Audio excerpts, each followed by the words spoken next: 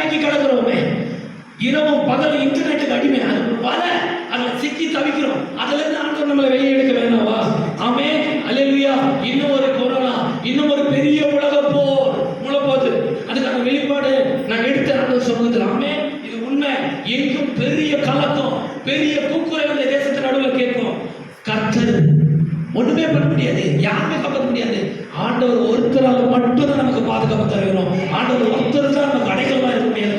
தேவஜமே, அப்ப நீங்க எப்படி இருக்கணும்? நான் கன்க்ளூஷன் வரேன். கர்த்தர் பெரிய காரியங்களை செய்வார். எழுதி நிப்போமா, எழுதி நிப்போமா, எழுதி நிப்போமா.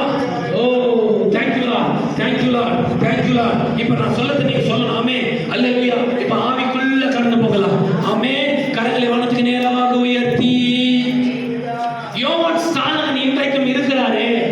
ஆனா சொல்றாரு, நீ நம்பினா யோவான் ஸ்நானகன் பூமிக்கு வந்துட்டான்டா. சாரி, எலியா வந்துட்டாங்க. எலியாவுடைய ஆவி உடையவர்கள் வந்துட்டாங்க. ஆமென். 11 பகுதியில் வந்துட்டாங்க. விசுவாசிக்கணும். எரிகிற பலிபீடம், எலியாவின்